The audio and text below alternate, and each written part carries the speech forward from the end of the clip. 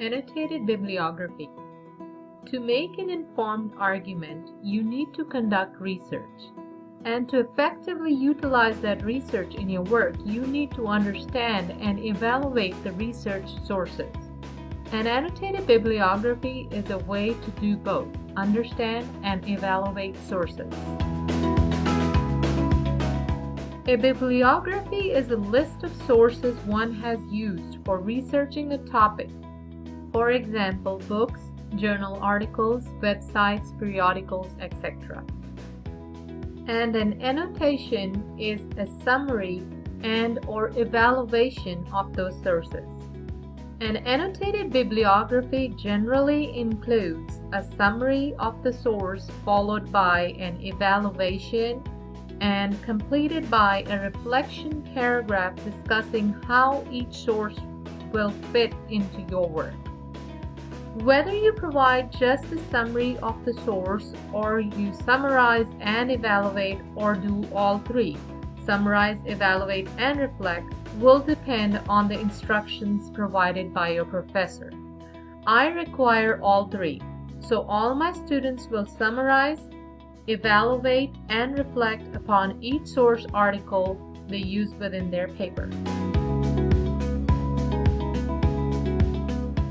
When summarizing your sources, look for answers to the following questions. What is the main argument? What is the exigency? If someone asked you what this article or book is about, what would you say? The length of your summary will depend on the original source. Make sure you read and summarize the full text of your source and not just the abstract. After summarizing your source, the next step is to evaluate it. You want to know, is your source useful? How does it compare with other sources in your bibliography? Does it agree and support the claims made by the other sources, or does it bring in opposing point of view? Is the information reliable? Check the author's credentials. What is the author's educational background? What organization is your author affiliated with? See if the author cites other experts within the work.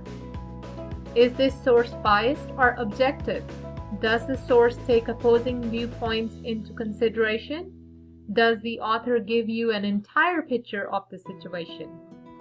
What is the goal of the source? Is it trying to persuade you into taking some action, or is it warning you about something? After summarizing and assessing the source, the final step is to reflect on it. When reflecting on a source, ask yourself, how does the source information fit into your work? How does it help you shape your argument? Has it changed how you think about your topic? Now the question is, why should you write an annotated bibliography? An annotated bibliography is excellent preparation for a research project. It forces you to read each source more critically instead of just collecting information. Writing an annotated bibliography helps you gain a good perspective on what is being said about the topic. By reading and responding to a variety of sources on a topic, you will start to see what the issues are, what people are arguing about, and you will then be able to develop your own point of view. Format. Since we are using MLA format in this class, your annotated bibliography will be written in MLA format. Use Times New Roman font size 12. Citations will be double-spaced while annotations will be single-spaced. Each citation should be followed by 3 paragraphs. First the summary paragraph, then the evaluation, followed by the reflection paragraph, double-spaced between paragraphs. Now let us take a quick look at a sample annotated bibliography. Notice that everything in the sample is formatted in MLA style. You have a running header with your last name and page number in the top right corner. The title block with your name, your professor's name, course title, and date in the top left corner, followed by the citations and the 3 annotation paragraphs. Notice that the citations are double-spaced, but the annotation paragraphs are single-spaced. List your sources in alphabetic order.